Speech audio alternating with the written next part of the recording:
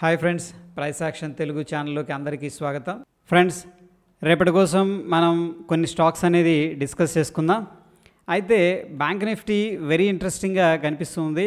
ముఖ్యంగా ఒకసారి ఇండికేటర్స్ అనేది చూద్దాం. ఇక చూడండి, వీక్లీ టైం ఫ్రేమ్లో RSI 70 దాకా వచ్చింది. ప్రీవియస్గా ఇదే లెవెల్ అనేది నేను మార్క్ చేస్తున్నాను. రఫ్గా 70 దగ్గర, ఇది వచ్చేసరికి మనకి 73. సో ఈ పాయింట్ దగ్గర 73 వచ్చినప్పుడు అక్కడ నుంచి సైడ్ వేస్ తీసుకుంది 1-2 వీక్స్. అక్కడ నుంచి మార్కెట్ కిందకు వచ్చింది. అగైన్ మనం ఇక్కడ చూసుకున్నట్టయితే ఇది 17th జూలై, అక్కడ ఏంటంటే రఫ్గా 70కి వచ్చింది. వచ్చిన తర్వాత అక్కడ నుంచి కూడా చూడండి మార్కెట్ అనేది కిందకి రావడం అనేది జరిగింది 17th జూలై. దాని తర్వాత కంటిన్యూస్గా 1, 2, 3, 4 వారాలు కిందకి రావడం జరిగింది. దాని తర్వాత అగైన్ మనకి 11th డిసెంబర్ కూడా రావడం జరిగింది. 11th డిసెంబర్ ఈ క్యాండిల్లో.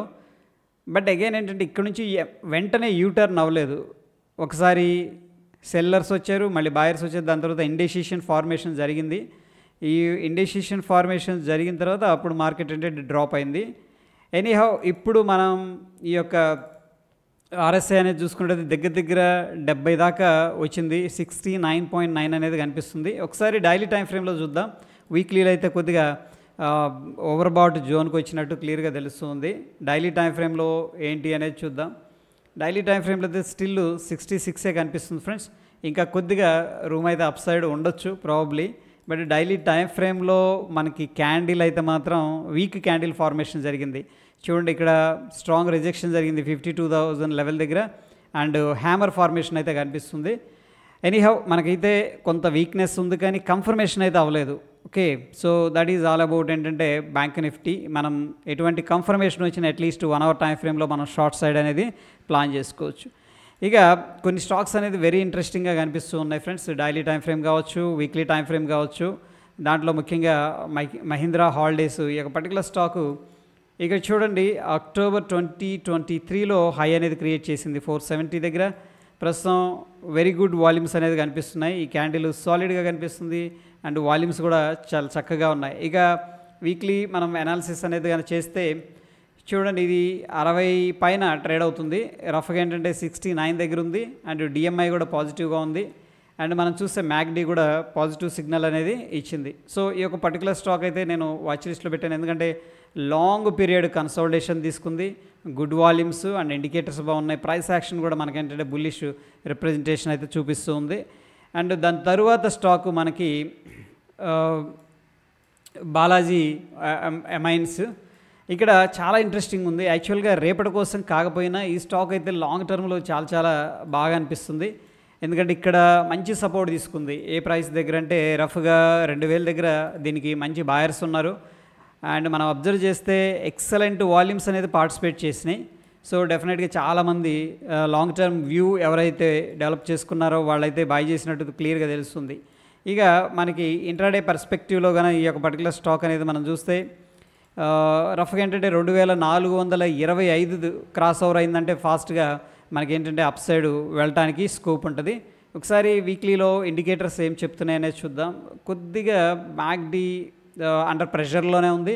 బట్ స్టిల్ ఎక్కడైతే పాజిటివ్ క్రాస్ ఓవర్ జరిగింది, పాజిటివ్ హిస్టోగ్రామ్ ఫార్మేషన్ జరిగింది, ఈ లెవెల్ అనేది క్రాస్ ఓవర్ జరిగింది అనుకోండి, 0 లెవెల్, ఇంకా మనకు మొమెంటం అనేది ఫాస్ట్గా వచ్చే అవకాశం ఉంది. అండ్ DMI కూడా ప్రస్తుతానికి పాజిటివ్గా కనబడుతుంది. ముఖ్యంగా రిలేటివ్ స్ట్రెంగ్త్ ఇండెక్స్ కూడా అబవ్ 57 అనేది ట్రేడ్ అవుతుంది. కాబట్టి ఓవరాల్గా అన్నిట్లో మనకి దీంట్లో కొంత బుల్లిష్ సెంటిమెంట్ అనేది క్లియర్గా తెలుస్తుంది. అందుకని ఒకవేళ వెరీ షార్ట్ టర్మ్ కోసం ఎస్పెషల్లీ ఇంట్రాడే చేయాలనుకుంటే ఈ లెవెల్ అనేది వాచ్ చేయొచ్చు. అండ్ నెక్స్ట్ వచ్చేసరికి ఇండియా సిమెంట్ సెక్టర్ కూడా కొద్దిగా బుల్లిష్గా కనబడుతుంది. చూడండి, మార్కెట్ మనకి స్ట్రాంగ్ డ్రాప్ అయింది. ప్రీవియస్గా ఏదైతే మంచి సపోర్ట్ జోన్ ఉందో 175 దగ్గర మార్కెట్ అనేది వెంటనే అట్లా వచ్చింది, కిస్ చేసింది. వెంటనే బాయర్స్ అనేది యాక్టివేట్ అయిపోయారు. అండ్ ఇప్పుడు చూసుకున్నట్టయితే ఒక హారిజెంటల్ రెసిస్టెన్స్ లెవెల్ ఉంది. రఫ్గా దీన్ని మనం ఏమనుకోవచ్చు అంటే 233 రఫ్గా. సో ఈ లెవెల్ దగ్గర సాలిడ్గా క్యాండిల్ క్లోజింగ్ జరిగింది. అండ్ అబ్జర్వ్ చేస్తే వెరీ గుడ్ వాల్యూమ్స్ అనేది పార్టిసిపేట్ చేస్తున్నాయి. మార్కెట్ డ్రాప్ అవుతున్నప్పుడేమో వాల్యూమ్స్ డిమినిష్ అయిపోతున్నాయి, మార్కెట్ రైజ్ అవుతున్నప్పుడు వాల్యూమ్స్ అనేది రైజ్ అవుతూ ఉన్నాయి. ఈ స్టాక్ చాలా ఇంట్రెస్టింగ్గా కనిపిస్తుంది.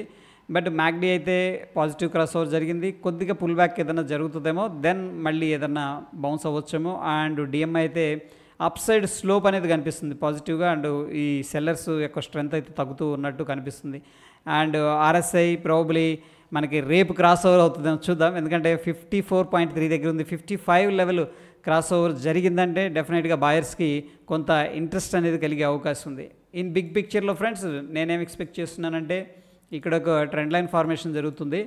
సూన్ ఆర్ లేటర్ మనకి ఇక్కడ బ్రేక్అవుట్ జరిగిందంటే ఈ యొక్క ట్రెండ్ లైన్ అనేది మనకి ఇమీడియట్గా ఉన్న రెసిస్టెన్స్ లెవెల్, ఈ లెవెల్ని టెస్ట్ చేసే స్కోప్ ఉంది. ఈ లెవెల్ కన్నా టెస్ట్ చేసింది, అక్కడ నుంచి బ్రేక్అవుట్ జరిగిందంటే కూడా మనకి వెరీ ఫాస్ట్గా అప్ సైడ్ మొమెంటం రావడం జరుగుతుంది. ఆల్ టైమ్ హై అయితే 300 ఈజీగా క్రాస్ చేస్తుంది. సో ఇవి మనం రేపటి రోజు కోసం అండ్ స్వింగ్ ట్రేడింగ్ కోసం చేసిన స్టాక్స్. మన ఎఫర్ట్స్ మీకు హెల్ప్ అవుతున్నాయి అనుకుంటే మన వీడియోస్ని లైక్ చేస్తూ ఉండండి.